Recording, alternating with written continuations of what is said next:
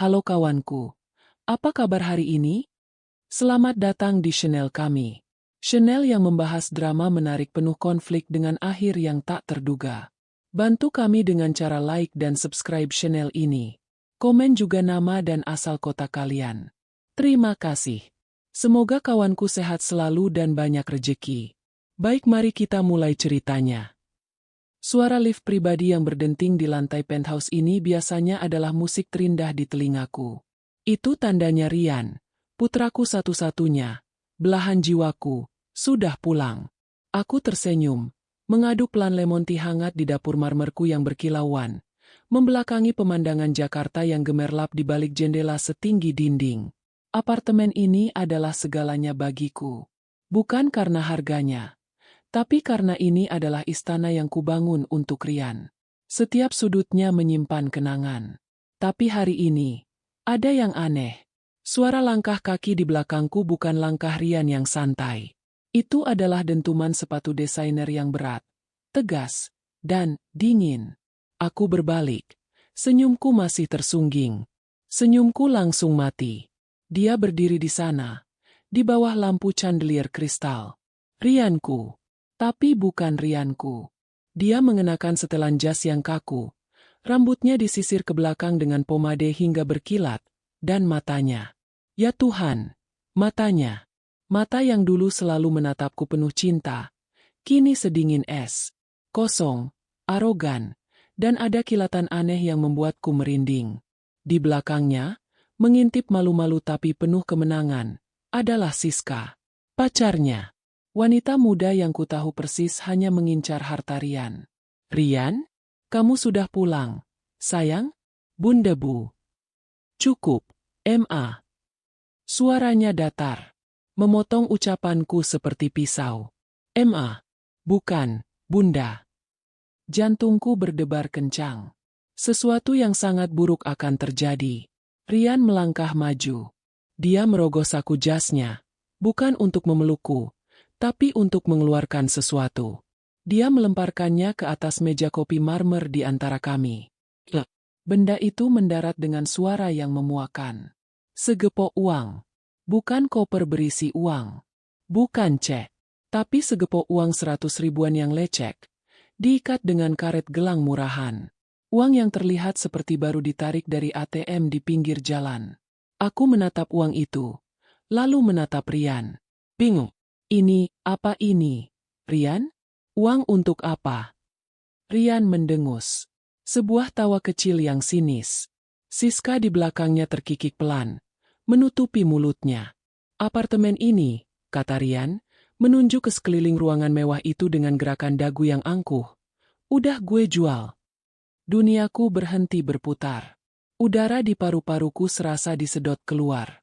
Apa? Apa maksudmu dijual? Lo denger gue kan? Jual laku 15 miliar. Cash. Tapi ini rumah kita. Rian. Ini atas nama Bunda. Suaraku bergetar. Aku berusaha mencari Rian yang kukenal di balik topeng dingin itu. Dia tertawa lagi. Kali ini lebih keras. Oh, soal itu? Lo udah tua. Ma. Gampang banget dibodohi. Tanda tangan lo gampang banget dipalsuin di dokumen. Balik nama. Udah selesai. Semuanya sah. Aku mundur selangkah. Tanganku mencengkeram tepi meja dapur. Rasanya seperti ditinju di ulu hati. 15 miliar. Anakku sendiri memalsukan. Dan ini. Rian menunjuk uang lecek di atas meja dengan jari telunjuknya. 1 juta. Ambil. Aku menatap nanar gumpalan uang itu. 1 juta. Ya, gue masih berbaik hati, kan?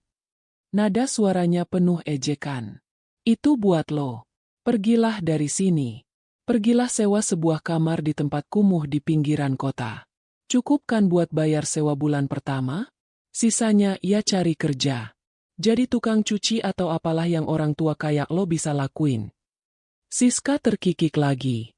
Iya, Tante. Nikmatin masa tua di tempat yang lebih tenang. Ya, jauh dari kemewahan. Biar Tante bisa lebih khusyuk ibadahnya. Hahaha.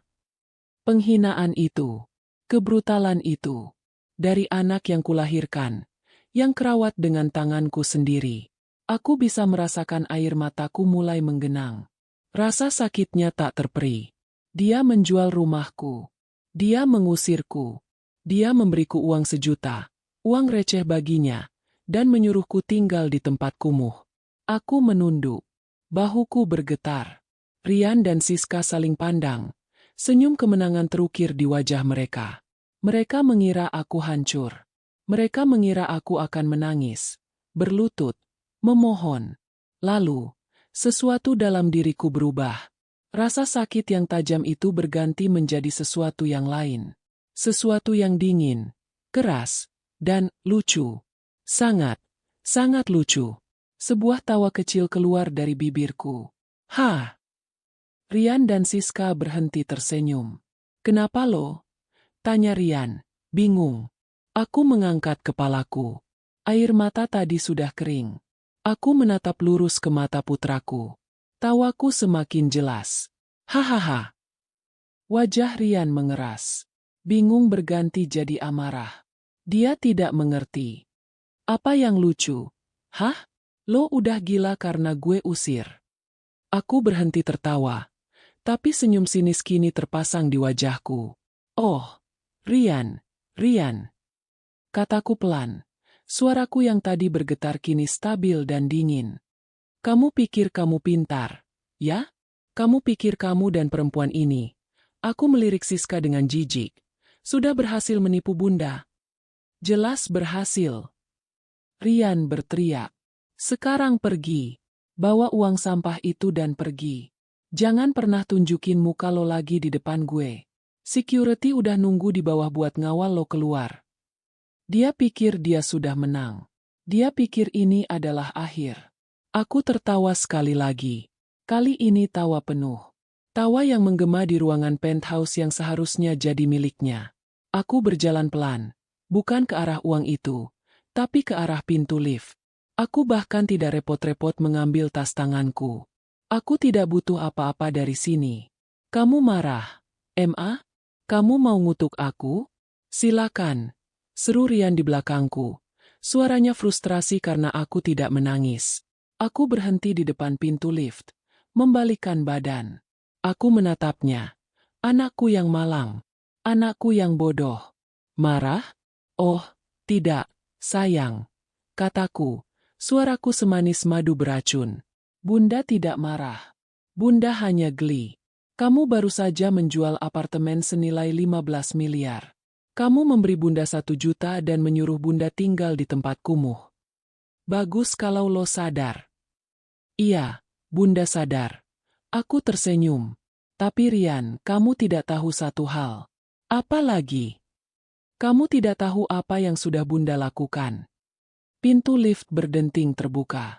Aku melangkah masuk, membiarkan pintu stainless steel itu perlahan menutup, memisahkan aku dari wajah Rian yang kini pucat dan penuh kebingungan. Dia tidak tahu. Dia sama sekali tidak tahu. Dia pikir dia baru saja mengskakmatku. Padahal, dia baru saja mengorbankan rajanya sendiri. Permainan ini baru saja dimulai. Dan aku yang memegang kendali. Pintu lift menutup dengan desisan pelan, meredam teriakan frustrasi Rian di belakangnya. Aku, Arini, berdiri tegak di dalam kotak baja berlapis cermin itu. Refleksiku balas menatap. Seorang wanita parubaya, rapi, dengan mata yang kini berkilat-kilat, bukan karena air mata, tapi karena api. Lift membawaku turun 30 lantai. Setiap lantainya terasa seperti satu langkah menjauh dari kehidupan lama yang naif, dan satu langkah mendekati rencana yang telah kususun rapi berbulan-bulan. Di lobi, 2 satpam yang biasa menyapaku ramah kini berdiri kaku. Wajah mereka penuh kasihan yang salah tempat. Jelas Rian sudah menelepon ke bawah, memberi instruksi. Maaf, Bu Arini. Salah satu dari mereka memulai, tak berani menatap mataku. Tidak apa-apa, Pak. Potongku dengan suara tenang yang mengejutkan diriku sendiri. Saya hanya perlu udara segar. Aku melangkah melintasi lobi marmer yang dingin.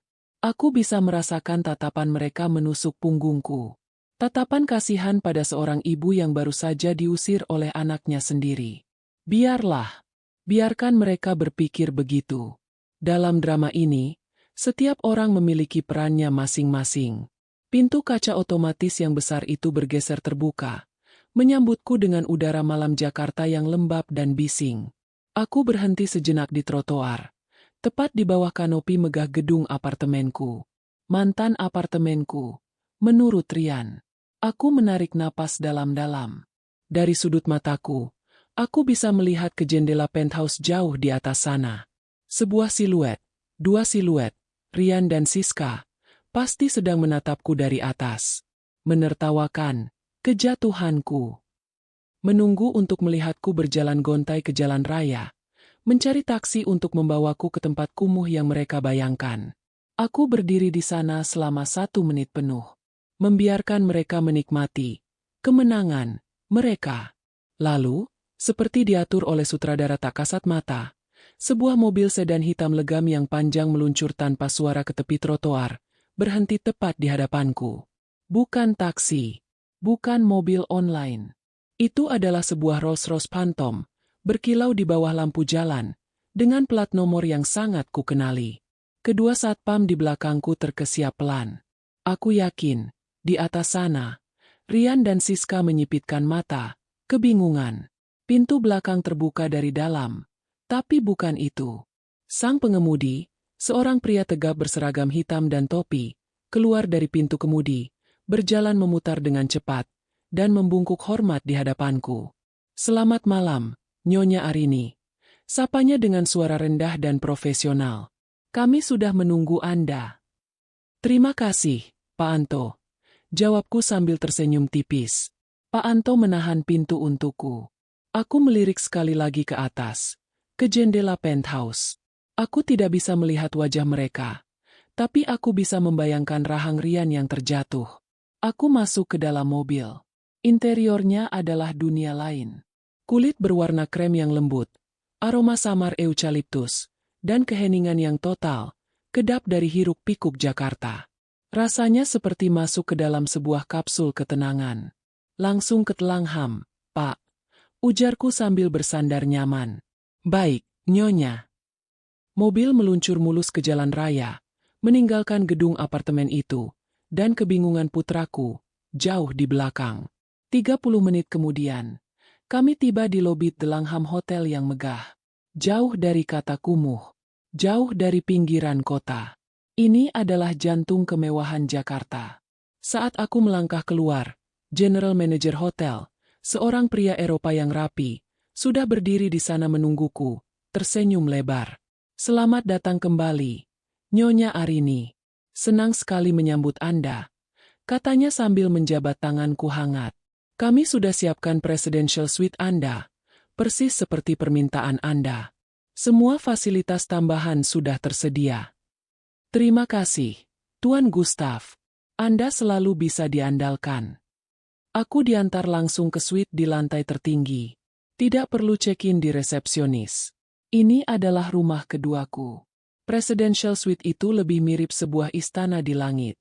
Luasnya 3 kali lipat dari apartemen Rian. Dengan piano besar, ruang makan pribadi, dan jendela-jendela raksasa yang menyuguhkan pemandangan kota 360 derajat. Aku berjalan ke bar pribadi, menuang segelas air mineral premium. Aku tidak butuh alkohol. Pikiranku harus tetap jernih. Aku berdiri di depan jendela raksasa itu, menatap gemerlap kota. Dari sini, aku bahkan bisa melihat puncak gedung apartemen yang baru saja kutinggalkan. Jauh, kecil, dan tidak berarti. Aku merogoh saku blusku, mengeluarkan sebuah ponsel kedua. Ponsel yang Rian tidak pernah tahu keberadaannya. Bukan smartphone canggih, tapi ponsel satelit terenkripsi. Aku menekan satu nomor panggil cepat. Nada sambung berbunyi 2 kali sebelum diangkat. "Bima," kataku pelan. "Nyonya Arini. Bagaimana?" Suara di seberang sana tenang, tajam, dan siap beraksi. Itu adalah Bima, pengacara kepercayaanku. Satu-satunya orang yang tahu rencanaku dari A sampai Z. Aku tersenyum dingin, menatap bayanganku sendiri di kaca. Dia kena pancing. Persis seperti yang kita duga. Hening sejenak di seberang. Dia melakukannya. Ya, dia menjual apartemennya. Aku membuat tanda kutip di udara. Dia menggunakan dokumen palsu yang dengan ceroboh kutinggalkan di brankas ruang kerja. Dia menelannya bulat-bulat. Bima, lengkap dengan pembeli palsu yang kamu siapkan. Dan Nyonya sendiri. Aku aman. Aku diusir. Aku tertawa pelan. Dia memberiku uang 1 juta rupiah dan menyuruhku tinggal di tempat kumuh. Bima terdengar menahan tawa, tapi suaranya tetap profesional. Instruksi Anda, Nyonya? Disinilah permainan dimulai. Aku menegakkan tubuh. Sekarang. Baik. Jalankan rencana B, hubungi Bank Pusat. Gunakan surat kuasa penuh yang sudah kuberikan. Bekukan semuanya. Setiap rekening atas nama Rian Prayoga. Setiap kartu kredit. Setiap aset yang terhubung dengan namanya. Aku mau dia bangun besok pagi sebagai gembel. Dan uang 15 miliar dari pembeli palsu kita. Tanya Bima. Sudah masuk ke rekening Rian. Tepat 5 menit sebelum dia menemui Anda tadi. Sesuai skenario. Bagus. Senyumku melebar. Bekukan itu juga. Dia boleh melihat angka 15 miliar itu di rekeningnya malam ini. Biarkan dia dan wanita ular itu merayakannya. Tapi besok pagi, dia bahkan tidak akan bisa membeli sebotol air mineral. Segera dilaksanakan. Nyonya. Selamat beristirahat. Selamat bekerja, Bima. Aku menutup telepon. Aku meletakkan ponsel itu di meja. Rian, anakku, kamu ingin Bunda tinggal di kamar kumuh di pinggiran kota. Tapi kamu tidak sadar. Kamu baru saja mengunci dirimu sendiri di penjara termewah di dunia. Penjara berisi 15 miliar yang tidak bisa kamu sentuh. Aku tertawa. Tawa yang sesungguhnya. Pertunjukan yang sebenarnya baru akan dimulai besok pagi. Dan aku punya kursi terbaik untuk menyaksikannya.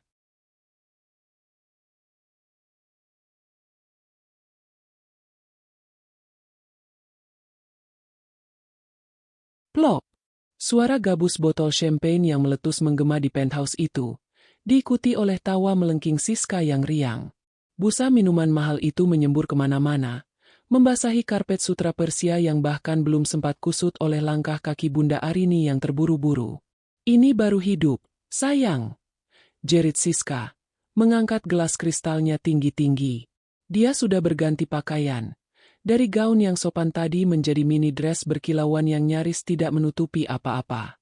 Rian menyeringai, mengisi gelasnya hingga penuh. Dia meneguknya dalam satu tarikan napas. Alkohol itu membakar tenggorokannya, tapi rasanya seperti kemenangan. Untuk kita, baby, katanya, suaranya serak, dan untuk kebebasan. Dia melingkarkan lengannya di pinggang Siska, menariknya erat. Ponsel Siska sudah menyala, merekam setiap detik. Hai followers, cicit Siska ke kamera, mengarahkan lensanya ke wajah Rian, lalu ke pemandangan kota yang terhampar di luar jendela. Lihat, kan? Akhirnya, Rian sadar juga mana rumah yang asli. Say bye-bye to toxic old people. Rian tertawa dan mencium pipi Siska di depan kamera. Gue yang pegang kendali sekarang, katanya. Lebih pada dirinya sendiri daripada pada followers Siska. Dia merasa tak terkalahkan.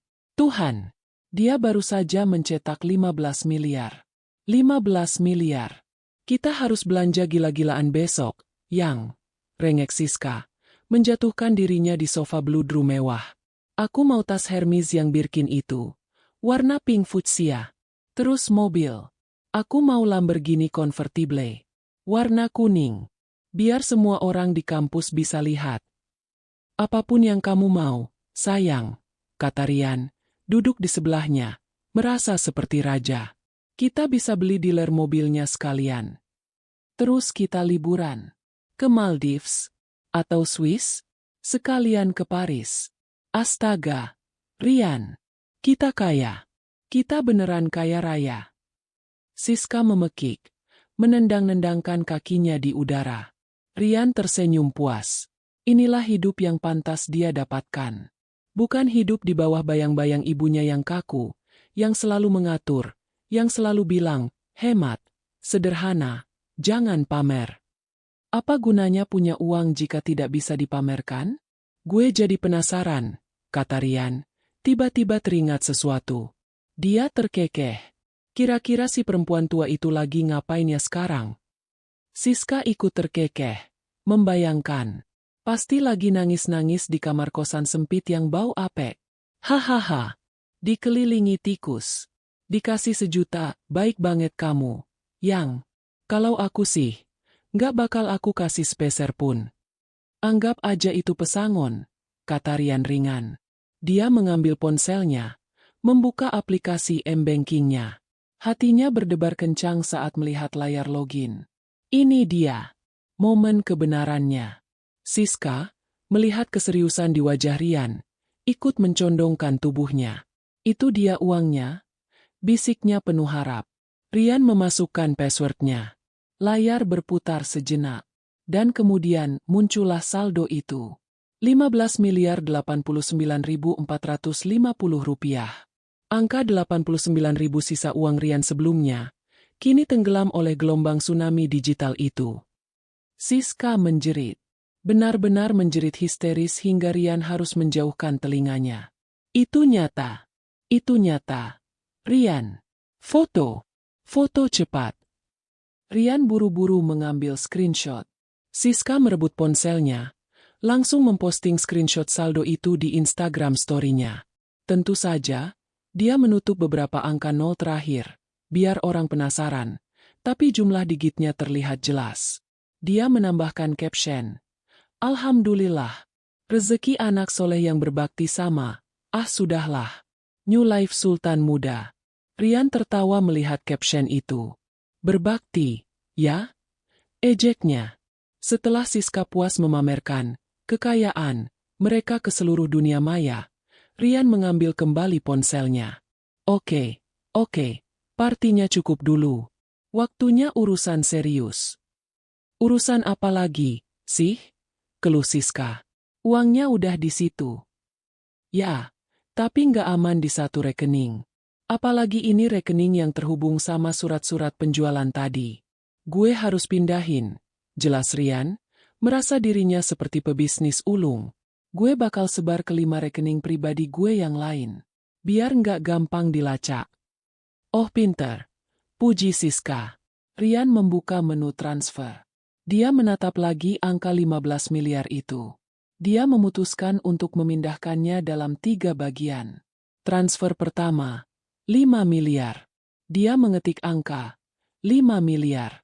Dia memilih rekening tujuannya. Bank yang berbeda. Dia menekan lanjut. Dia memasukkan PIN transaksinya. Layar berputar. Lalu sebuah kotak merah muncul di layar. Transaksi gagal.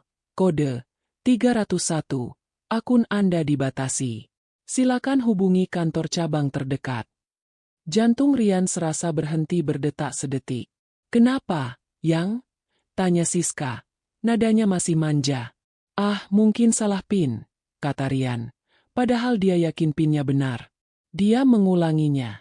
Kali ini lebih hati-hati. Transaksi gagal. Kode 301. Akun Anda dibatasi. Silakan hubungi kantor cabang terdekat.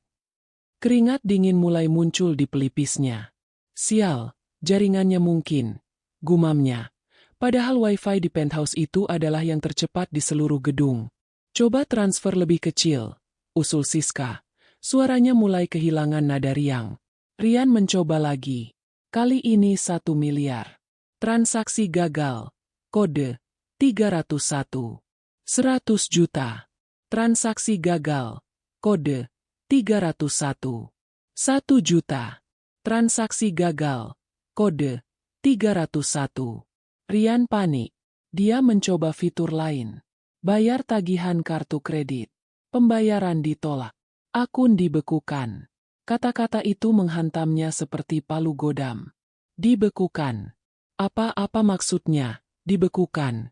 Tanya Siska, Suaranya kini tajam. Dia merebut ponsel itu dari tangan Rian. Matanya membelalak membaca pesan error itu. Nggak mungkin, desis Rian.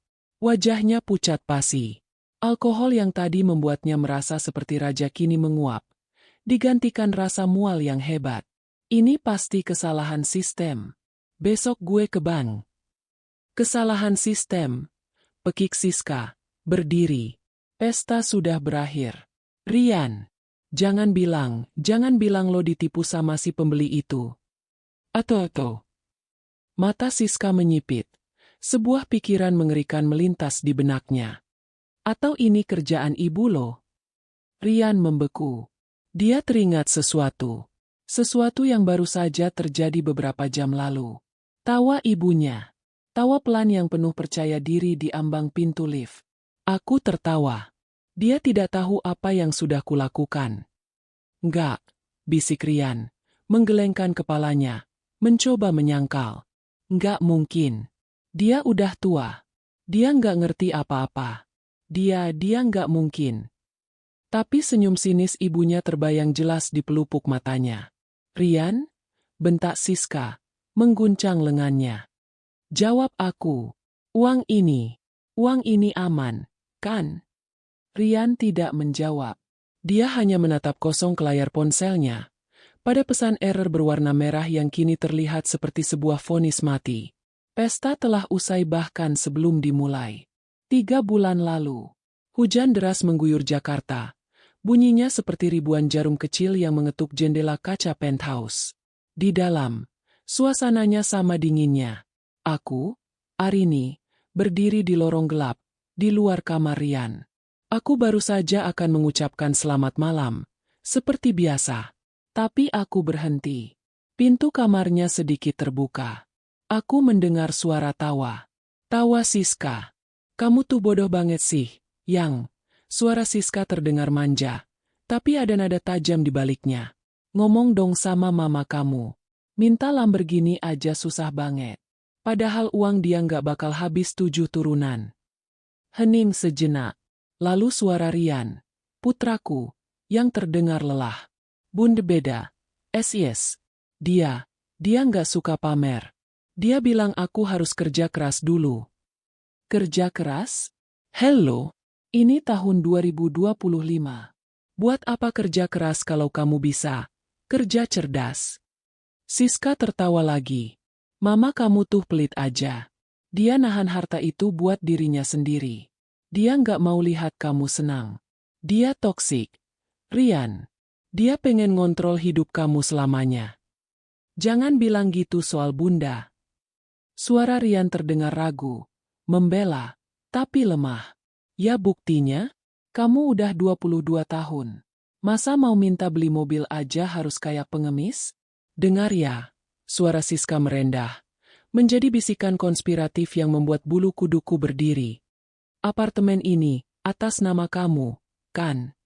Enggak, atas nama bunda. Idiot, bentak Siska. Semua atas nama dia? Terus kamu apa? Cuma numpang? Kalau dia besok nikah lagi sama Brondong, kamu ditendang keluar. Rian, kamu jadi gembel. Kamu harus punya power. Kamu anak satu-satunya. Itu semua hak kamu. Terus aku harus gimana? Tanya Rian. Ambil alih, bisik Siska. Kita cari cara. Kita bikin dia nggak kompeten. Kita bikin dia sakit. Atau kita bikin dia menyerahkan semuanya ke kamu. Pelan-pelan. Kita mulai dari yang kecil. Minta dia balikin nama apartemen ini. Bilang aja buat jaminan bisnis kamu. Kalau dia nggak mau, kita pakai cara paksa. Jantungku serasa diremas.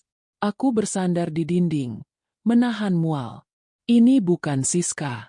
Ini adalah iblis yang sedang meracuni pikiran anakku. Dan yang lebih menyakitkan, Rian mendengarkannya. Keraguan dalam suaranya adalah tanda bahwa racun itu mulai bekerja. Malam itu, aku tidak tidur. Aku menangis di kamar mandiku yang mewah. Air pancuran menyamarkan isak tangisku. Aku menangisi Rianku yang naif, yang sedang dicuci otaknya. Aku menangisi kegagalanku sebagai ibu karena membiarkan ular seperti Siska masuk ke dalam hidup kami. Tapi saat fajar menyingsing, air mataku kering. Duka berganti menjadi baja. Aku tidak akan kehilangan anakku. Tidak karena wanita matre. Tidak karena kebodohannya sendiri. Jika Rian ingin bermain api, aku akan memastikan aku yang mengendalikan apinya. Aku akan memberinya pelajaran. Pelajaran yang begitu keras hingga akan membekas seumur hidupnya. Pelajaran untuk menyelamatkannya dari dirinya sendiri. Esok paginya, aku menelepon Bima.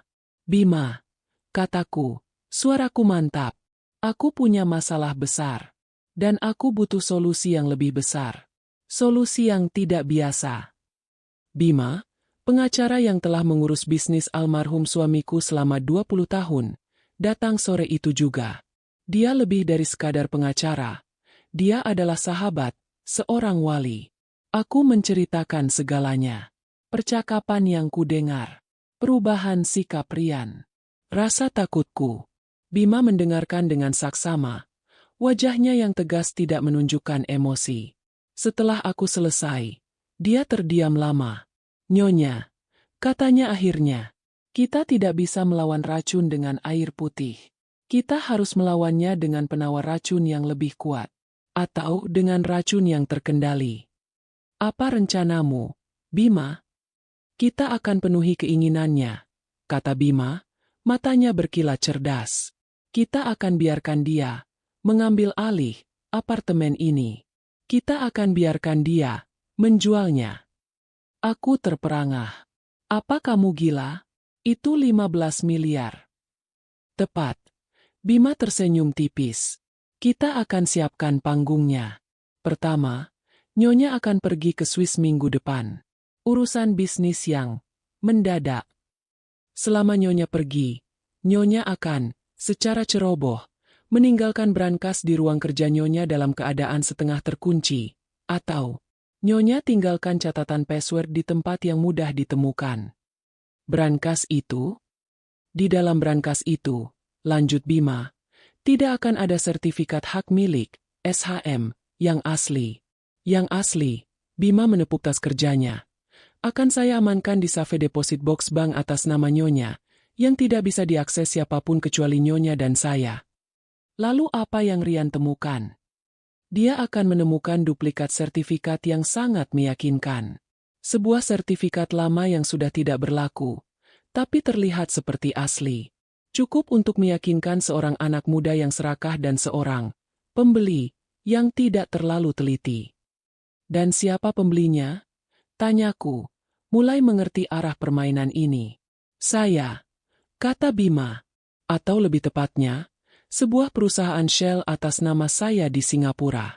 Kami akan menjadi pembeli misterius yang sangat ingin membeli penthouse ini. Kami akan menawarkan harga fantastis. 15 miliar. Tunai. Cepat.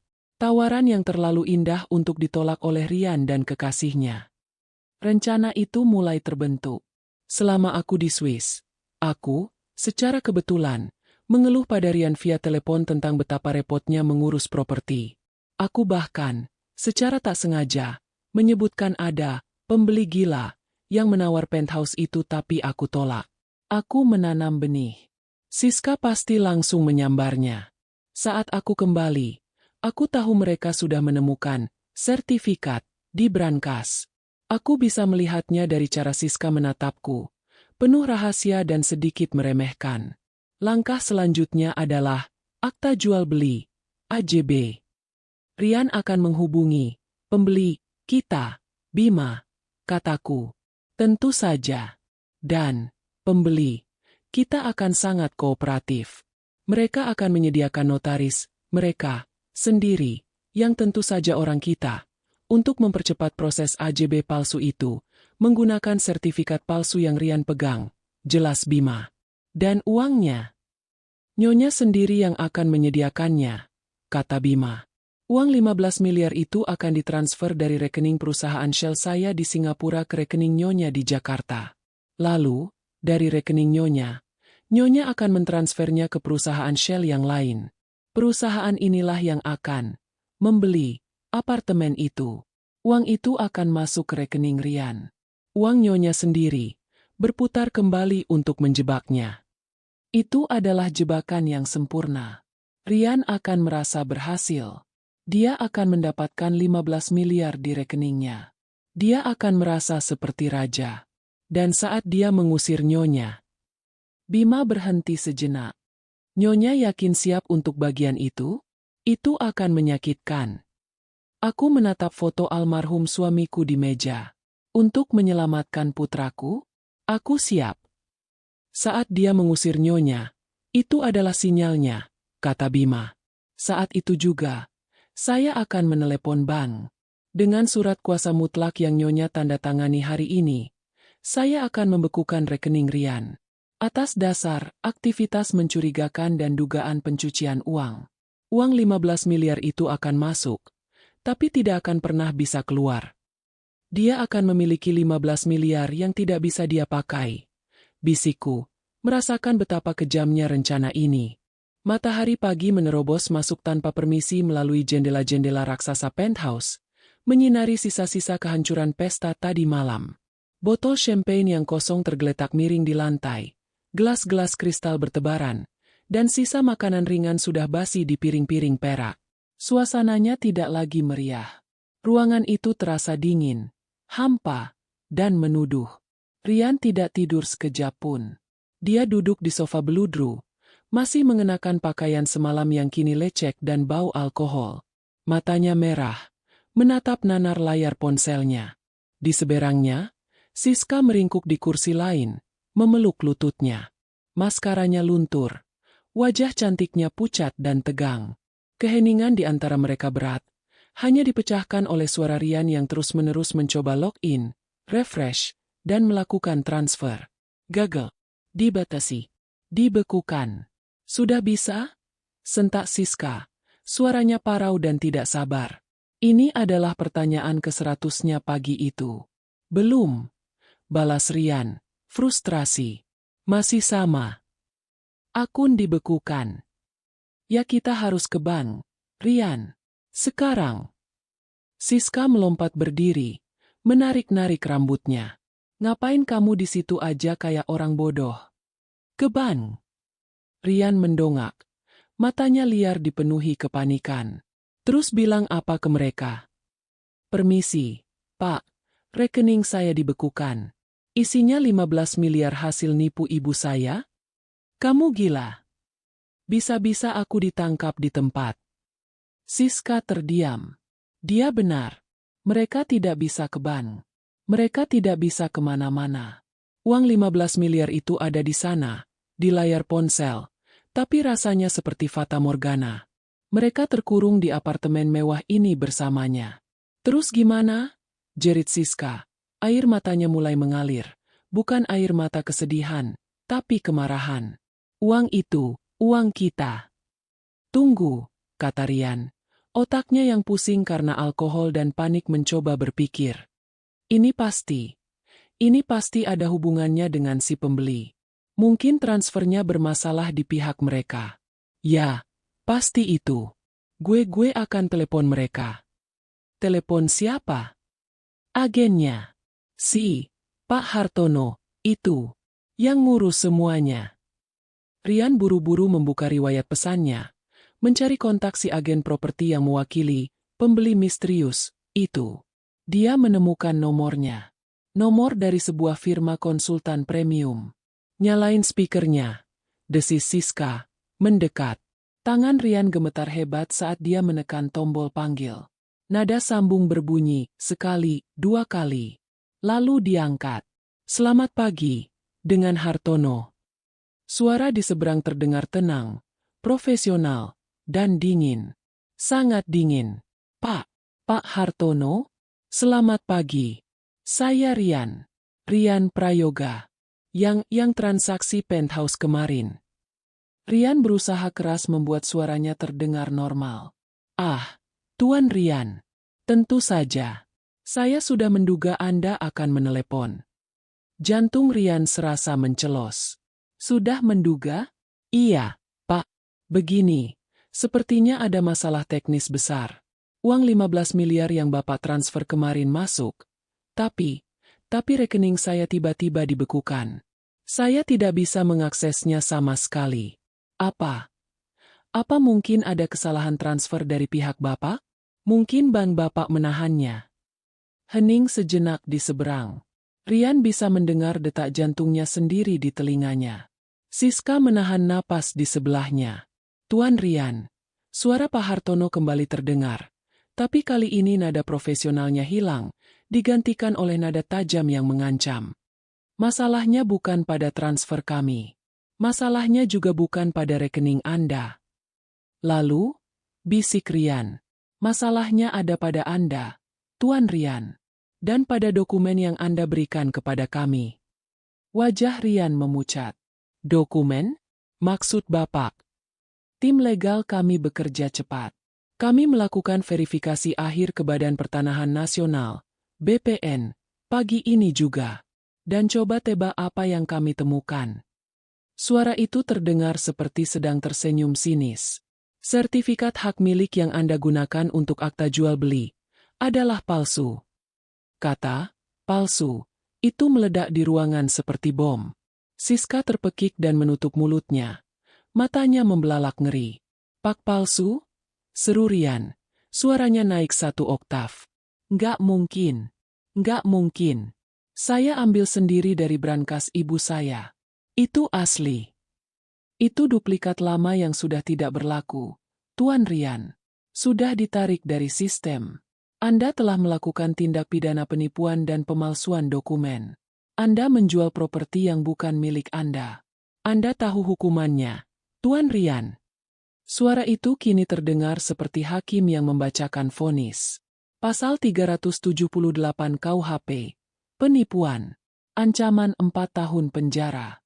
Dan pasal 263 KUHP, pemalsuan surat, ancaman 6 tahun penjara. Ya Tuhan. Rian merosot di sofa. Kakinya lemas. Dia tidak bisa bernapas. Penjara. Dia akan masuk penjara. Tidak. Siska menjerit, merebut ponsel dari tangan Rian.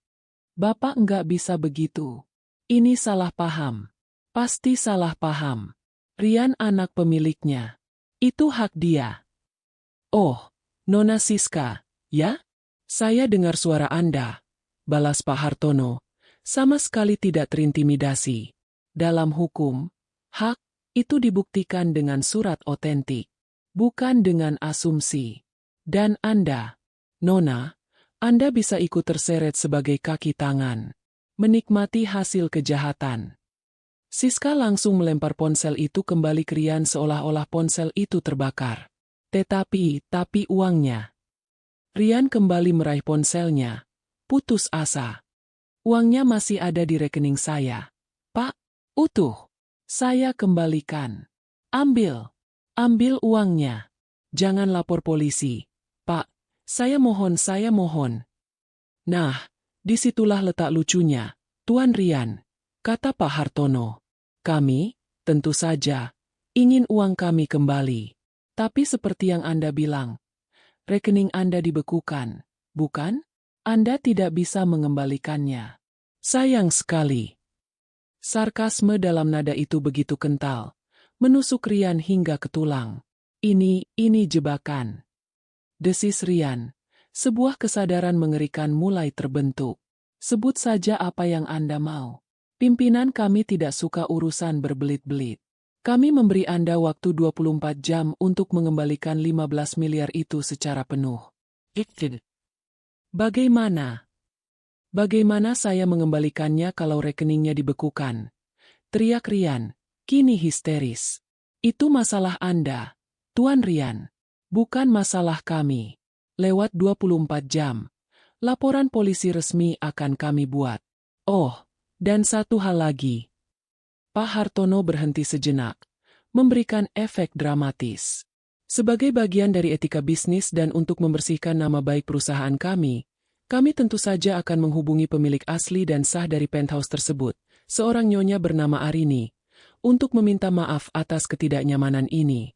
Kami akan jelaskan padanya bahwa kami adalah korban penipuan yang dilakukan oleh putranya sendiri. Klik. Panggilan ditutup. Keheningan yang mematikan memenuhi ruangan. Rian menatap ponsel di tangannya. Kosong. Tawa ibunya di depan lift. Akun dibekukan. Sertifikat palsu. Pembeli yang tahu segalanya. Ancaman lapor polisi. Ancaman lapor ke ibunya. Semua potongan puzzle itu berjatuhan di tempatnya, membentuk sebuah gambaran yang mengerikan. Ini bukan pembeli biasa. Ini bukan kesalahan sistem. Ini bukan kebetulan. Ini jebakan. Bisik Rian lagi, kali ini dengan kepastian yang menghancurkan. Ini semua rencana ibu. Brooke. Rian menoleh. Siska sudah pingsan di lantai marmer yang dingin. Malam yang sama. Di seberang kota, di dalam Grand Ballroom Hotel mulia yang megah, suasananya 100% berbeda. Ini adalah malam Annual Philanthropist Gala, acara amal paling bergengsi di Jakarta. Karpet merah tergelar, lampu-lampu kristal berkilauan seperti galaksi, dan udara dipenuhi aroma parfum mahal serta denting gelas champagne. Puluhan wartawan dan kru TV dari berbagai media lifestyle berjejer di belakang tali pembatas. Kamera mereka tak henti-hentinya berkedip, mengabadikan setiap menteri, sosialita, dan selebritas papan atas yang hadir. Malam ini, ada satu topik yang menjadi buah bibir. Sebuah yayasan baru bernama Yayasan Harapan Bangsa. Yayasan ini muncul entah dari mana sebulan terakhir. Dalam lelang-lelang amal online yang mendahului acara puncak ini, mereka telah menyapu bersih semua item utama. Lukisan maestro, liburan mewah, perhiasan langka, semua dibeli dengan harga 2 kali lipat dari tawaran normal. Tidak ada yang tahu siapa di balik yayasan misterius ini. Yang mereka tahu, malam ini sang pendiri akan mengungkapkan dirinya sebagai donatur utama acara. Di atas panggung, MC terkenal, Farhan, tersenyum cerah. Dan sekarang, hadirin sekalian, momen yang kita tunggu-tunggu. Kita semua telah menyaksikan kemurahan hati yang luar biasa dari Yayasan Harapan Bangsa. Malam ini, kita beruntung bisa menyambut sang pendiri, seorang filantropis yang mendedikasikan hidupnya untuk memberi harapan baru. Sambutlah, Nyonya Arini Prayoga. Musik orkestra mengalun lembut. Semua mata tertuju ke pintu masuk utama. Lampu sorot menyala, mengikuti sesosok wanita yang melangkah masuk. Dan ruangan itu hening seketika. Itu adalah Arini. Tapi bukan Arini yang dikenal orang. Bukan, Bunda Arini, yang sederhana, yang selalu memakai blus katun dan rok sopan di acara sekolah Rian. Bukan janda almarhum Prayoga yang low profile dan menjauh dari sorotan selama 2 dekade. Wanita yang berdiri di sana adalah sebuah visi. Dia mengenakan kebaya modern rancangan Sebastian Gunawan yang memeluk tubuhnya dengan sempurna. Bahannya terbuat dari lace Prancis berwarna emerald green yang pekat, bertabur payet halus yang berkilau seperti sisik naga di bawah cahaya. Selendang sutra berwarna senada tersampir anggun di bahunya. Rambutnya yang biasa digelung sederhana kini disanggul modern yang rumit oleh penata rambut ternama, memperlihatkan leher jenjangnya yang dihiasi kalung berlian solitaire yang bersinar dingin. Riasan wajahnya flawless, menonjolkan tulang pipinya yang tegas dan mata yang kini menatap lurus ke depan. Tajam, cerdas, dan penuh kuasa. Dia tidak berjalan. Dia meluncur. Setiap langkahnya memancarkan keyakinan yang nyaris arogan. Di sisinya, berjalan seorang pria tegap dan tampan dalam tuxedo yang dijahit sempurna. Tak lain dan tak bukan adalah Bima, yang malam ini berperan sebagai Direktur Eksekutif Yayasan Harapan Bangsa. Di meja-meja VIP, para sosialita tua saling berbisik, kaget. Itu Arini? Istrinya almarhum Prayoga. Ya Tuhan, apa yang terjadi padanya? Dia stunning. Kukira dia sudah bangkrut setelah suaminya meninggal. Bangkrut? Dia baru saja mendonasikan 5 miliar untuk pembukaan acara. Sementara itu, di penthouse yang terasa seperti penjara, Siska sudah siuman. Rian menyiramnya dengan sebotol air mineral, satu-satunya hal yang bisa mereka konsumsi, karena Rian baru sadar kartu kreditnya juga diblokir saat mencoba memesan makanan. Kita harus pergi. Kita harus kabur dari sini, pekik Siska, suaranya histeris, sambil mengemasi tas Hermes palsunya dengan barang-barang acak. Kabur kemana, bodoh? Bentak Rian, menarik rambutnya sendiri. Kita nggak punya uang.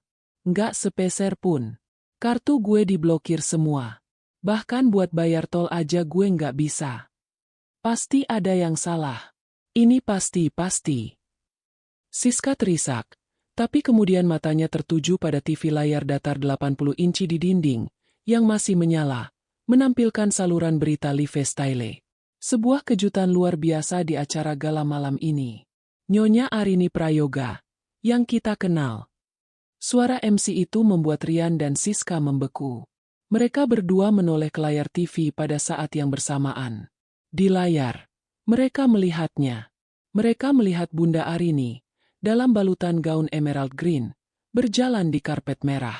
Kamera menyorotnya dari setiap sudut. Dia tersenyum pada wartawan, melambai anggun. Dia terlihat seperti seorang ratu. Itu. Rian tergagap, tidak bisa memproses apa yang dilihatnya. Matanya melotot. Itu, Bunda. Nggak mungkin. Siska menjerit, maju selangkah mendekati TV. Itu bukan ibu kamu. Ibu kamu harusnya jadi gembel. Dia dari mana dia dapat baju itu? Siapa dia? Seolah menjawab pertanyaan Siska, MC di TV melanjutkan. Nyonya Arini Prayoga, pendiri, Yayasan Harapan Bangsa, dan filantropis utama kita malam ini. Di layar, Arini sudah berada di atas panggung, di sebelah Bima. Dia menerima sebuah plakat penghargaan di tengah riuh tepuk tangan. Dia mengambil mikrofon. Wajahnya memenuhi layar. Tenang, berwibawa, dan dingin. Selamat malam. Suaranya yang jernih dan mantap terdengar dari sound system TV, memenuhi penthouse yang sunyi itu. Selama ini, banyak yang mengenal saya hanya sebagai seorang istri, atau seorang ibu. Identitas yang saya syukuri. Rian gemetar. Dia merasa ibunya sedang berbicara langsung kepadanya. Tapi malam ini, lanjut Arini, senyum tipis terukir di bibirnya. Saya memulai babak baru. Saya mendedikasikan sisa hidup saya dan warisan keluarga saya untuk Yayasan Harapan Bangsa. Kamera menyorot Bima yang berdiri bangga di sampingnya. Yayasan ini, kata Arini, matanya menatap lurus ke kamera, seolah menembus layar dan menusuk langsung ke jantung Rian. Saya dirikan untuk satu tujuan, membantu mereka yang hidupnya hancur. Mereka yang dikhianati oleh keadaan. Mereka yang kehilangan segalanya, terutama karena keserakahan. Yayasan ini ada untuk memberi mereka kesempatan kedua untuk belajar. Rasa dingin yang menusuk menjalari tulang punggung Rian. Dikhianati. Keserakahan. Kesempatan kedua untuk belajar. Itu bukan pidato. Itu adalah deklarasi perang. Rian. Bisik Siska. Suaranya bergetar hebat. Dia menunjuk ke layar dengan jari yang gemetaran. Lihat-lihat laki-laki di sebelahnya. Rian menyipitkan mata. Pria berjas tuxedo yang berdiri dengan gagah di samping ibunya. Pria yang menatap ibunya dengan penuh hormat. Pria itu. Lanjut Siska. Wajahnya suaranya. Rian. Jangan bilang itu. Rian tidak perlu mendengar lanjutannya. Dia sudah tahu. Dia teringat suara di telepon tadi pagi. Suara yang tenang, profesional, dan mengancam. Suara yang menjatuhkan vonis penjara padanya. Itu adalah Pak Hartono. Sang pembeli misterius. Rian terhuyung mundur dan jatuh terduduk di sofa. Napasnya tercekat. Pembeli, pengacara, dan ibunya. Mereka semua bersengkongkol. Ini bukan lagi jebakan. Ini adalah sebuah konspirasi. Sebuah permainan catur yang rumit di mana dia hanyalah pion bodoh yang dengan senang hati mengorbankan diri. Di layar TV, Bunda Arini mengangkat plakat penghargaannya tinggi-tinggi. Tepuk tangan penonton terdengar memekakan telinga. Tapi bagi Rian, itu terdengar seperti suara palu hakim yang mengetuk vonis untuknya. Enggak. Rian melemparkan botol air mineral kosong itu ke layar TV 80 inci. Botol plastik itu memantul tanpa daya, tidak meninggalkan goresan sedikit pun pada gambar ibunya yang tersenyum anggun di atas panggung. Itu adalah metafora yang sempurna untuk situasinya. Serangannya sia-sia, sementara citra ibunya tetap tak tersentuh. Kita harus ke sana, kata Rian. Matanya liar. Pikiran rasionalnya telah lama hancur, digantikan oleh campuran panik, amarah, dan rasa putus asa yang primitif. Ke sana. Ngapain? Siska mundur selangkah. Pria di depannya bukan lagi Rian sang pangeran. Dia adalah hewan yang terpojok. Kita nggak bisa ke sana, Rian. Kita. Diam. Potong Rian. Dia ibu gue. Dia nggak bisa lakuin ini ke gue. Dia pasti cuma bercanda. Dia cuma mau kasih gue pelajaran. Ya, itu dia. Ini semua pelajaran. Rian mulai tertawa. Tawa yang terdengar lebih seperti isak tangis. Gue harus ke sana. Gue harus minta maaf. Gue harus sujud di kakinya. Dia akan maafin gue. Dia pasti maafin gue. Dia bunda. Dia berlari ke pintu, merogoh sakunya. Kosong. Dompetnya ada di sana, tapi isinya, kartu-kartu yang kini hanya jadi plastik tak berguna, tidak ada artinya. Uang tunai 1 juta yang dia lemparkan ke ibunya? Dia tidak tahu ibunya membawanya atau tidak. Yang jelas, dia tidak punya sepeser pun. Siska, uang. Lo punya uang. Desaknya. Siska gemetar, mencengkeram tasnya. Aku nggak bawa cash banyak. Apa aja? Buat ojek, buat taksi. Siska dengan tangan gemetar membuka tasnya. Dia hanya menemukan kartu debitnya sendiri, yang saldonya menyedihkan, dan beberapa lembar uang 50 ribuan. Cuma 200 ribu. Rian merebut uang itu dari tangannya. Cukup. Dia berlari keluar penthouse, menekan tombol lift dengan brutal. Dia bahkan tidak melihat Siska yang membatu di belakangnya. Perjalanan turun 30 lantai terasa seperti selamanya. Dia berlari melintasi lobi, mengabaikan tatapan bingung satpam yang sama, yang 24 jam lalu melihat ibunya dijemput Rolls-Royce. Rian melompat ke jalan raya, menghentikan taksi pertama yang lewat. Hotel Mulia. Cepat. Saya bayar 2 kali lipat. Teriaknya, masuk ke dalam. Dia melempar uang 200 ribu itu ke dashboard. Itu. Ambil semua. Cepat. Sopir taksi itu, melihat tumpukan uang dan wajah panik Rian, langsung menginjak gas. Perjalanan itu adalah siksaan. Rian terus bergumam. Ini cuma pelajaran. Ini nggak nyata. Bunda sayang gue. Dia nggak mungkin sejahat ini. Pak Hartono, itu bohong. Semuanya bohong. Gue cuma perlu minta maaf. Dia mengulanginya seperti mantra, sementara di luar, Jakarta yang gemerlap melesat melewatinya, menertawakan kenaifannya. Setibanya di Hotel Mulia, dia melompat keluar bahkan sebelum taksi berhenti sempurna. Lobi hotel berkilauan. Puluhan tamu elegan berlalu lalang. Dia berlari melewatinya, mengabaikan seruan doorman. Dia masih mengenakan setelan jas kusut dari malam sebelumnya. Kemejanya terbuka, rambutnya acak-acakan, dan matanya merah. Dia berbau alkohol dan keringat ketakutan.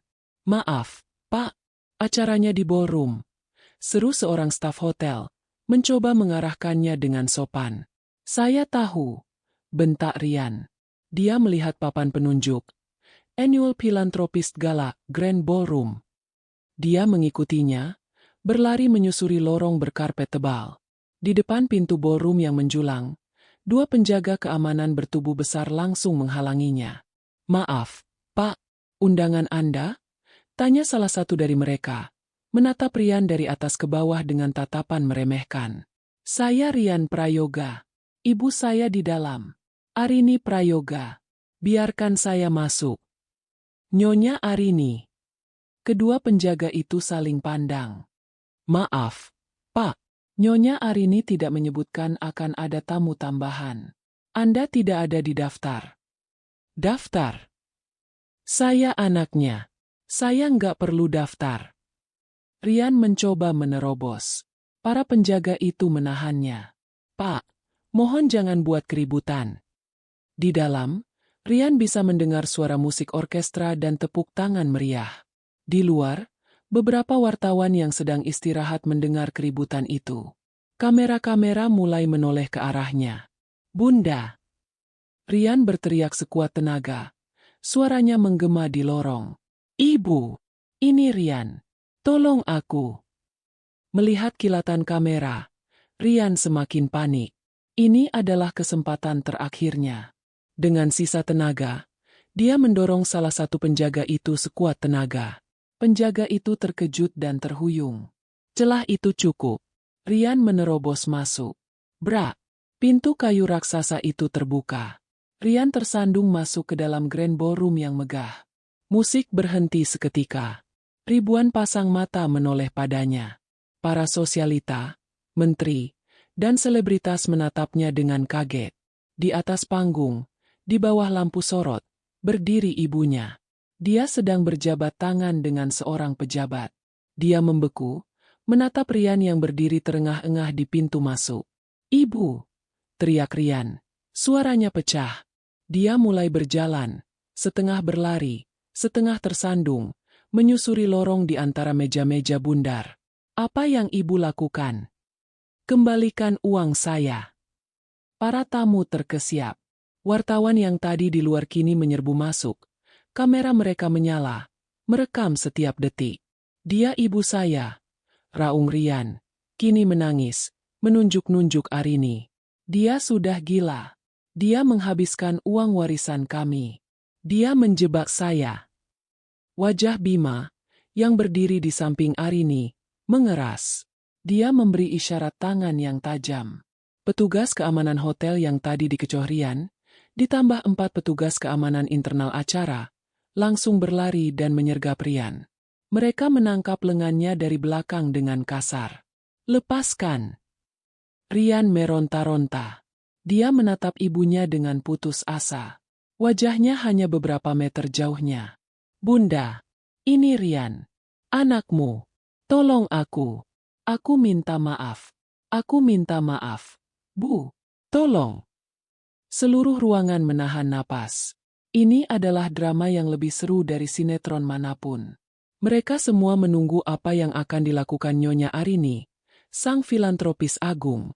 Arini menatap Rian yang kini dipegangi erat oleh 4 pria berbadan besar. Wajahnya yang dirias sempurna itu tenang. Matanya dingin. Tidak ada cinta, tidak ada benci, tidak ada kemarahan. Hanya kekosongan. Seolah-olah dia sedang melihat orang asing yang mengganggu pestanya. Dia mengambil mikrofon dari dudukannya. Keheningan di ruangan itu begitu pekat hingga kau bisa mendengarnya. Arini mengangkat mikrofon ke bibirnya. "Maaf," katanya. Suaranya jernih, tenang, dan bergema ke seluruh penjuru ballroom. Atas gangguan yang tidak menyenangkan ini, dia menatap lurus ke arah Rian, yang kini berhenti meronta, menatapnya dengan mata terbelalak ngeri, menunggu kata-kata ibunya. "Saya tidak kenal," lanjut Arini. "Siapa pemuda ini?" "DG. Itu adalah hukuman mati. Lebih kejam dari penjara. Lebih menyakitkan dari kehilangan 15 miliar. Ibu!" Rian melolong. Sebuah suara yang tidak lagi terdengar seperti manusia, melainkan seperti hewan yang terluka parah. Itu adalah pekikan putus asa terakhirnya. "Bawa dia keluar," kata Bima pelan tapi tegas kepada petugas keamanan. Mereka tidak perlu disuruh 2 kali. Mereka mulai menyeret Rian, yang kini meronta-jonta dengan membabi buta, keluar dari ballroom. "Ibu jahat. Ibu tega. Aku anakmu. Aku anakmu, Bu," teriaknya.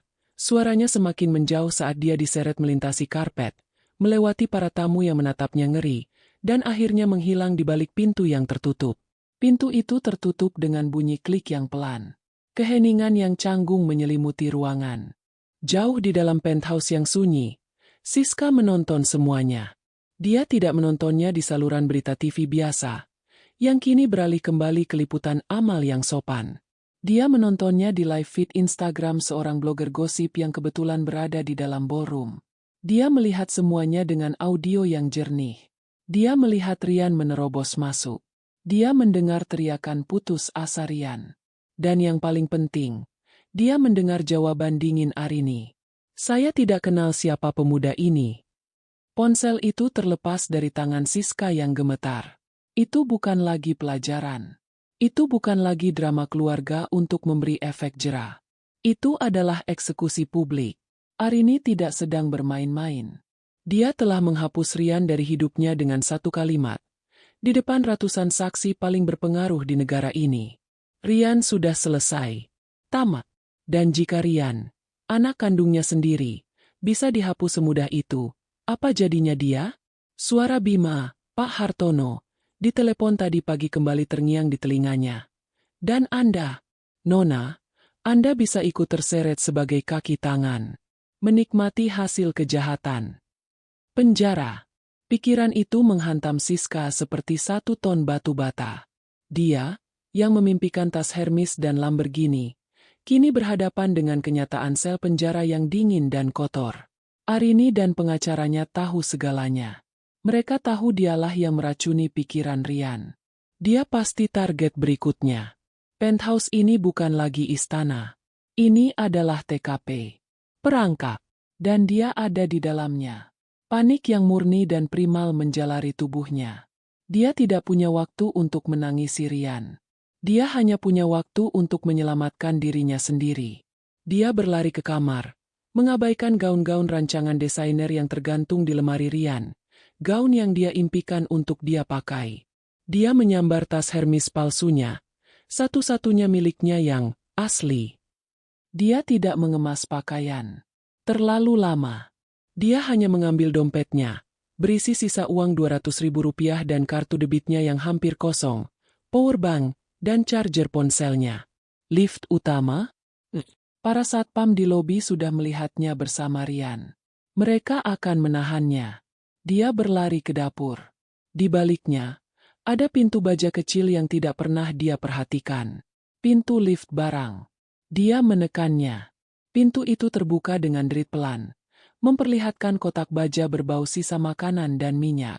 Dia masuk tanpa ragu, menekan tombol B2, area loading dock dan parkir staff. Perjalanan turun itu adalah yang terlama dalam hidupnya. Setiap detik dia membayangkan alarm berbunyi atau lift berhenti. Ting! Pintu terbuka di ruang bawah tanah yang remang-remang dan lembab. Dia menyelinap keluar, melewati tumpukan kotak dan tempat sampah besar. Dia bisa mendengar suara satpam di pos jaga parkir.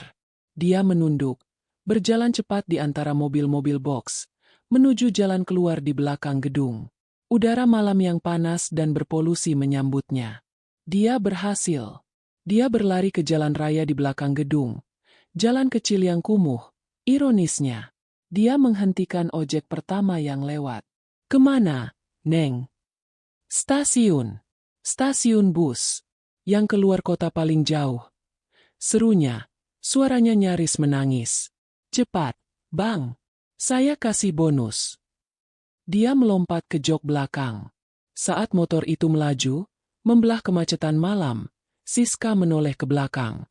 Dia melihat puncak menara penthouse yang berkilau, menjulang ke langit seperti jari tengah raksasa yang menunjuk ke arahnya.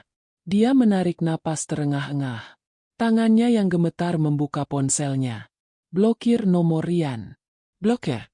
Buka Instagram. Pengaturan. Akun. Nonaktifkan akun. Facebook. Nonaktifkan. Nonaktifkan. Dalam 5 menit, Siska, sang sosialita calon sultan, lenyap dari dunia maya. Dia kini hanyalah seorang buronan tanpa nama, dengan uang Rp200.000 di atas ojek yang membawanya menuju kegelapan. Dia tidak pernah menoleh ke belakang lagi. Sementara itu, di lorong servis hotel mulia yang steril, Rian tidak diseret dengan lembut. Dia didorong dan diseret menuruni tangga darurat, jauh dari pandangan para tamu. Teriakan, "Ibu jahat!" miliknya kini telah berubah menjadi isak tangis yang memilukan. "Bunda! Bunda, kenapa?" Dia dilempar ke dalam sebuah ruangan kecil tanpa jendela, kantor keamanan hotel. Dia jatuh ke lantai linoleum yang dingin. 4 satpam berdiri di dekat pintu, menatapnya dengan jijik. Rian meringkuk, memeluk lututnya. Hunter. Seluruh dunianya telah runtuh dalam waktu kurang dari 24 jam. Pintu terbuka. Rian mendongak. Matanya penuh harapan bodoh. Mungkin Bunda berubah pikiran. Bukan ibunya. Itu Bima. Wajahnya sedingin batu. Anda benar-benar sudah selesai, Tuan Rian. Kata Bima pelan. Suaranya tidak mengandung emosi. Siska. Bisik Rian. Ingatan terakhirnya adalah pada wanita yang dia bela. Di mana Siska? Dia. Dia pasti mencariku. Tolong, Pak, hubungi dia. Bima menatap Rian sejenak. Ada sedikit rasa kasihan di matanya. Tapi hanya sedikit. Nona Siska, kata Bima sambil mengecek ponselnya, telah menonaktifkan seluruh akun media sosialnya tepat 15 menit yang lalu. Saat Anda diseret keluar dari ballroom. Bima menekan nomor Siska di ponselnya sendiri dan menyalakan speaker. Nomor yang Anda tuju sedang tidak aktif atau berada di luar jangkauan. Rasa hancur Rian menemukan lapisan baru yang lebih dalam. Kebenaran yang dingin dan brutal itu menghantamnya. Wanita yang dia pilih, wanita yang membuatnya membuang ibunya, telah meninggalkannya di saat pertama dia jatuh. Dia kabur, bisik Rian, matanya kosong. Dia meninggalkan Anda. Koreksi Bima. Tepat seperti yang Anda lakukan pada ibu Anda. Rian tidak punya apa-apa lagi untuk dikatakan. Dia hanya menunduk. Air mata menetes tanpa suara ke lantai yang dingin. Pintu kantor terbuka lagi. Rian bahkan tidak mengangkat kepalanya. Dia tidak peduli lagi. Tapi 2 pasang sepatu bot hitam yang berat berhenti tepat di depannya. Sepatu bot yang dipoles mengilap. Sepatu bot polisi. Rian Prayoga. Suara itu berat dan berwibawa. Rian mendongak perlahan. 2 petugas polisi berseragam lengkap menatapnya tanpa senyum. Kami menerima laporan resmi dari firma hukum Wibisono Rekan, kata petugas itu, matanya melirik ke arah Bima, atas dugaan tindak pidana penipuan dan pemalsuan dokumen properti, dengan nilai kerugian sebesar 15 miliar rupiah. Bima melangkah maju, menyerahkan map tebal berisi dokumen. Semua buktinya ada di sini, Pak. Termasuk rekaman CCTV dari notaris palsu dan salinan sertifikat yang dipalsukan. Petugas itu mengangguk. Dia berbalik Rian, yang kini gemetar tak terkendali. Anda harus ikut kami ke kantor polisi untuk dimintai keterangan. Tidak, tunggu. Rian mencoba mundur, tapi punggungnya sudah menabrak dinding. Ini ibuku, ini cuma salah paham keluarga. Petugas itu menghela napas. Tidak sabar. Itu bisa Anda jelaskan nanti di kantor. Dia mengeluarkan sepasang borgol dari sabuknya. Klik. Logam dingin itu menjepit pergelangan tangan Rian di belakang punggungnya. Suara itu. Suara klik yang pelan itu. Itu adalah suara akhir. Itu adalah suara penutup dari seluruh kehidupannya yang lama. Berdiri. Perintah petugas itu. Rian ditarik berdiri. Kakinya seperti jeli. Dia tidak lagi diseret. Dia digiring. Melewati ruang bawah tanah hotel, keluar melalui pintu loading dock, tempat yang sama di mana Siska melarikan diri beberapa waktu lalu. Sebuah mobil patroli polisi sudah menunggu. Dia didorong masuk ke kursi belakang. Saat pintu mobil ditutup, Rian melihat Bima untuk terakhir kalinya. Sang pengacara berdiri di bawah lampu jalan yang remang-remang. Ponsel menempel di telinga. Wajahnya tenang. Dia pasti sedang melapor kepada Ratu. Misi selesai. Ruang interogasi itu dingin dan berbau asap rokok basi. Hanya ada satu lampu neon di langit-langit yang berkedip-kedip lemah. Seolah ikut lelah dengan segala drama di baliknya. Rian duduk di kursi besi yang keras. Terpaku di seberang meja logam yang kosong. Borgolnya sudah dilepas. Tapi itu tidak membuatnya merasa lebih bebas. Dia sudah berada di sini selama 3 jam. 3 jam yang terasa seperti 3 tahun. Dia sudah menceritakan semuanya kepada polisi yang menginterogasinya. Cerita yang terdengar gila.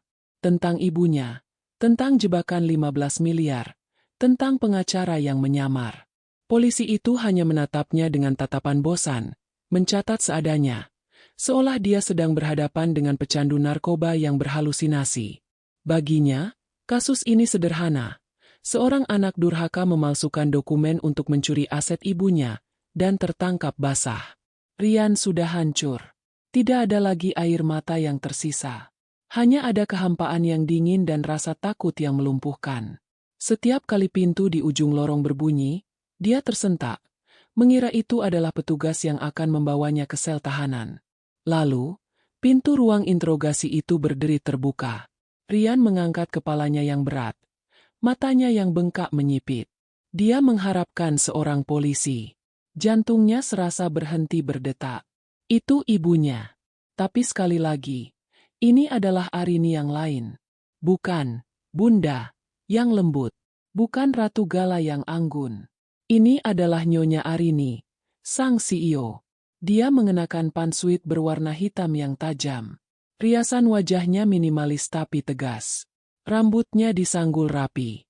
Dia tampak seperti seorang jenderal yang datang untuk memeriksa medan perang yang sudah dimenangkannya. Di belakangnya, Bima berdiri tegak, membawa koper kulit.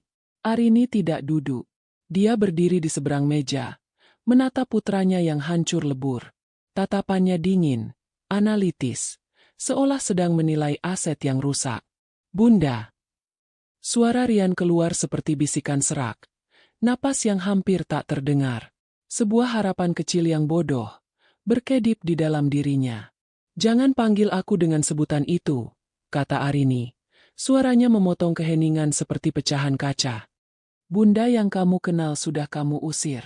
Kamu membunuhnya saat kamu melempar uang 1 juta itu ke meja dan menyuruhnya tinggal di tempat kumuh.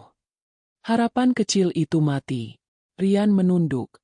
Bahunya bergetar. Bima melangkah maju, meletakkan kopernya di atas meja. Dia membukanya. Isinya bukan uang. Isinya adalah tumpukan dokumen yang tebal. Laporan resmi sudah dimasukkan. Ryan, kata Bima dengan nada datar. Bukti lengkap. Pemalsuan sertifikat. Akta jual beli palsu.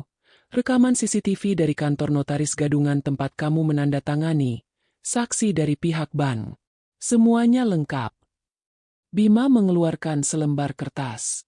Tim jaksa kami sudah memeriksanya. Dengan bukti sekuat ini, mereka tidak menuntut 6 tahun. Mereka akan menuntut 10 tahun penjara. Penipuan terencana dengan nilai kerugian di atas 10 miliar. Kamu tidak akan menang di pengadilan. 10 tahun. Ryan mengulang kata itu. Dunianya berputar. Aku minta maaf. Ryan terisak. Air mata akhirnya mengalir lagi. Aku nggak tahu. Siska yang hasut aku. Bun. Nyonya. Siapapun. Siska yang. Selalu orang lain. Potong Arini. Suaranya penuh nada jijik. Itu masalahmu. Ryan. Kamu tidak punya tulang punggung.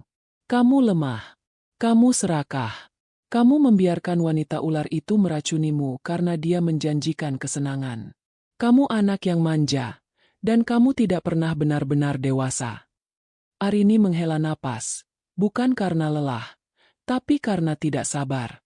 Tapi aku tidak datang ke sini untuk mendengar rengekanmu. Dia memberi isyarat pada Bima. Bima mengeluarkan selembar dokumen lain dan sebuah pulpen. Sebagai korban dan pelapor utama, lanjut Arini, saya punya kuasa untuk mencabut laporan ini. Mata Ryan terangkat seketika, merah dan penuh permohonan. Bunda, Nyonya, lakukan, tolong. Aku janji aku akan berubah, aku. Aku belum selesai. Arini mengangkat tangannya. Tentu saja, aku bisa mencabutnya. Tapi kebebasanmu ada harganya. Aku kesini untuk memberimu pilihan terakhir. Ryan. Dia mencondongkan tubuhnya sedikit ke depan, meletakkan kedua tangannya di atas meja. Dia kini sejajar dengan Ryan, tapi posisinya 1000 kali lebih tinggi. Pilihan pertama, katanya, suaranya pelan dan mematikan. Kamu tidak melakukan apa-apa. Kamu menolak tawaranku. Bima akan melanjutkan proses hukum ini. Besok pagi kamu akan dipindahkan ke sel tahanan, memakai baju oranye. Kamu akan diadili. Dan kamu pasti kalah. Kamu akan menghabiskan 10 tahun ke depan hidupmu di penjara. Kamu akan keluar di usia 32 tahun sebagai mantan narapidana. Tanpa sepeser pun uang, tanpa nama baik, tanpa keluarga. Kamu akan jadi sampah masyarakat. Rian gemetar hebat. Air mata mengalir deras di pipinya. Jangan. Pilihan kedua, lanjut Arini, mengabaikan tangisannya. Aku cabut laporannya. Di sini, malam ini juga, kamu bisa berjalan keluar dari kantor polisi ini sebagai orang bebas. Aku pilih itu. Aku pilih itu. Seru Rian buru-buru. Diam, desis Arini. Kamu bebas dari penjara. Tapi kamu tidak bebas dariku. Mulai besok, jam 7 pagi, kamu melapor ke Prayoga Tower. Prayoga Tower? Rian bingung. Itu kan perusahaan almarhum ayah. Arini tersenyum sinis. Kamu pikir dari mana semua uangmu berasal? Kamu pikir aku hanya janda yang menghabiskan warisan? Aku membangunnya kembali. Rian. Dari sisa-sisa yang hampir hancur, aku membangunnya jadi 3 kali lebih besar. Sesuatu yang tidak pernah kamu pedulikan. Aku akan kerja di sana? Tanya Rian. Secercah harapan lain muncul. Jadi manajer. Arini tertawa. Tawa dingin yang sama di penthouse malam itu. Tawa yang kini menghantuinya. Manajer? Dengan otak kosongmu itu? Jangan menghina karyawanku. Rian. Arini menegakkan tubuhnya. Kamu akan mulai dari nol. Benar-benar nol. Kamu akan menjadi office boy. Kamu akan terdaftar di bagian cleaning service. Wajah Rian pucat pasi. OB. Mengepel. Membersihkan toilet. Mengantar kopi untuk para staf. Membuang sampah. Kamu akan tinggal di mes karyawan di basement 2, sekamar dengan 3 OB lainnya. Kamu akan mendapat gaji UMR. Dipotong langsung untuk biaya makan dan tempat tinggal. Ponsel mewahmu, jam tanganmu, pakaian desainermu semua disita. Ini, Arini melempar sebuah ponsel Nokia jadul ke atas meja. Akan jadi ponselmu. Hanya bisa untuk telepon dan SMS ke 1 nomor. Supervisor OBMU. Ini adalah penghinaan total. Ini lebih buruk dari apa yang Rian rencanakan untuk ibunya. Dia menyuruh ibunya tinggal di kamar kumuh. Ibunya menyuruhnya tinggal di basement dan membersihkan toilet. Itu perbudakan. Bisik Rian. Ngeri. Bukan. Koreksi Arini tajam. Itu namanya pekerjaan. Sesuatu yang belum pernah kamu lakukan seumur hidupmu. Pilihan pertama, itu perbudakan di penjara, diatur oleh negara. Pilihan kedua, ini adalah pendidikan ulang, diatur olehku. Dia berbalik, berjalan ke pintu. Bima tetap di tempatnya, memegang dokumen pencabutan laporan. Pilih sekarang, Rian, kata Arini, tanpa menoleh. Penjara atau pel. Kamu punya waktu 30 detik sebelum aku pergi dan Bima melanjutkan kasusnya. 30 detik. Rian menatap dinding kotor ruang interogasi. Dia membayangkan sel sempit yang penuh sesak. Dia membayangkan kekerasan. Dia membayangkan 10 tahun hidupnya membusuk. Lalu dia menatap ibunya yang berdiri di ambang pintu. Dingin. Tak tergapai. Keduanya adalah penjara. 3 bulan kemudian. Pukul 6:30 pagi. Lantai marmer lobi utama Prayoga Tower berkilauan seperti cermin hitam, memantulkan lampu-lampu gantung yang mulai dinyalakan satu persatu. Udara masih dingin dari pendingin ruangan yang bekerja semalaman, bercampur dengan aroma samar pembersih lantai beraroma lemon. Di tengah lobi yang luas dan sepi itu, seorang pemuda bergerak kaku. Dia mengenakan seragam cleaning service berwarna biru tua yang sedikit kebesaran. Nama, Rian, terbordir kikuk di dada kanannya. Rambutnya yang dulu disisir klimis kini dipotong cepak. Nyaris botak. Wajahnya lebih tirus. Tulang pipinya menonjol. Tidak ada lagi sisa-sisa arogansi di matanya. Yang ada hanya kelelahan yang dalam dan tatapan kosong yang selalu tertuju ke lantai. Dia adalah Rian Prayoga. Dan dia sedang mengepel. Gerakannya tidak efisien. Dia masih belum terbiasa dengan pekerjaan fisik. Ember air kotor yang berat, kain pel yang harus diperas, dan area lobi yang sepertinya tak ada habisnya. Punggungnya pegal, tangannya kapalan dan perih. Setiap pagi, dia dan timnya harus memastikan lobi ini kinclong sebelum gelombang pertama karyawan eksekutif tiba pukul 8. Dia adalah OB baru yang paling payah. Supervisornya, Pak Udin, pria parubaya yang telah mengabdi di perusahaan itu selama 20 tahun, tidak pernah memberinya kelonggaran. Pak Udin tidak tahu, atau pura-pura tidak tahu, siapa Rian. Baginya, Rian hanyalah anak muda pemalas yang harus terus dibentak agar bekerja. Mas Rian, itu di sudut masih kotor. Teriak Pak Udin dari seberang lobi. Peras lagi pelnya. Itu airnya netes-netes. Nanti ada yang kepleset. Baik, Pak. Gumam Rian, menunduk. Dia berbalik, menyeret embernya kembali ke sudut, dan mulai menggosok noda kopi yang nyaris tak terlihat dengan sekuat tenaga. Setiap gosokan terasa seperti penghinaan.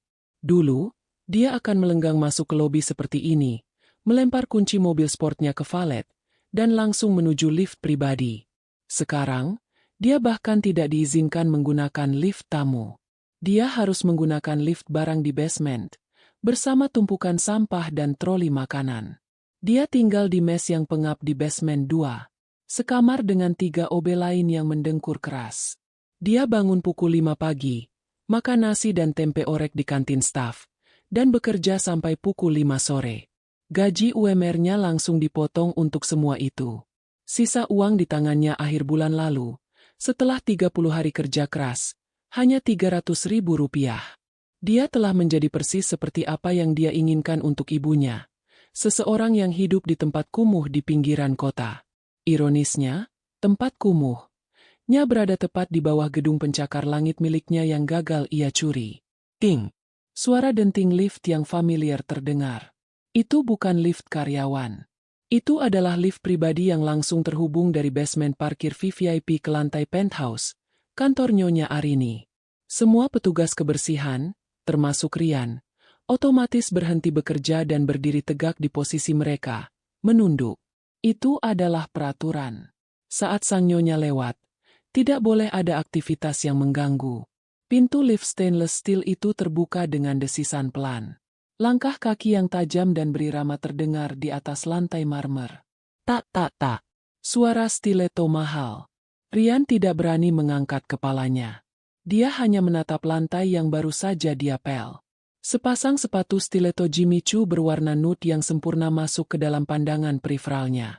Arini Prayoga berjalan melintasi lobi. Dia tampak luar biasa. Hari ini dia mengenakan blazer putih gading yang dipadukan dengan celana panjang palazzo berwarna senada. Tas kerjanya adalah Hermes Kelly hitam yang kaku. Auranya memancarkan kekuasaan yang tak terbantahkan. Bima berjalan setengah langkah di belakangnya, membawakan tablet dan map. Dia berjalan melewati Rian.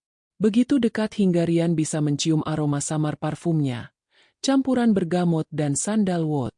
Aroma yang dulu selalu dia cium saat memeluk bundanya. Rasa perih yang akrab menusuk dadanya. Bunda, bisiknya dalam hati. Arini berhenti. Jantung Rian serasa melompat ke tenggorokannya. Dia berhenti tepat di sampingnya. Rian membeku. Kain pel masih di tangannya.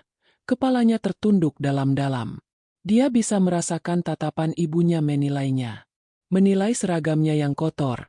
Tangannya yang kasar, posturnya yang bungkuk. Bima berdeham pelan, cemas.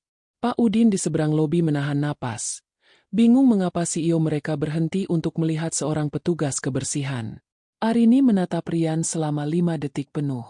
5 detik yang terasa seperti keabadian. Dia tidak melihat putranya. Dia melihat proyeknya. Sebuah proyek pendidikan ulang yang baru saja dimulai. Dia teringat dengan jelas kata-kata Rian di malam pengkhianatan itu. Pergilah sewa sebuah kamar di tempat kumuh di pinggiran kota. Dia teringat bagaimana Rian dan Siska pasti menertawakannya dari jendela penthouse.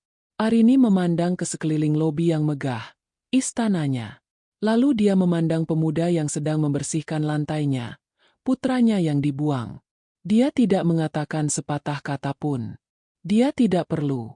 Sebuah senyum tipis, nyaris tak terlihat, tersungging di sudut bibirnya. Lalu, dia tertawa. Itu bukan tawa keras seperti di penthouse malam itu. Itu adalah tawa yang jauh lebih dalam, lebih memuaskan. Tawa pelan yang hanya terdengar olehnya.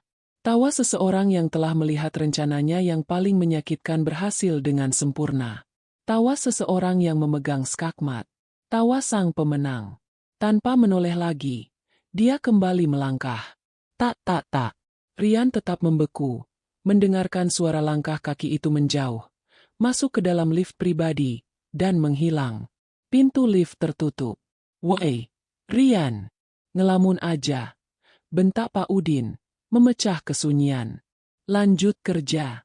Lantainya belum selesai itu. Rian tersentak. Dia menatap bayangannya yang kabur di lantai marmer yang basah. "Ya, Pak." Dia mencelupkan kain pel itu kembali ke dalam ember berisi air kotor, memerasnya dengan tangan kapalan, dan melanjutkan pekerjaannya.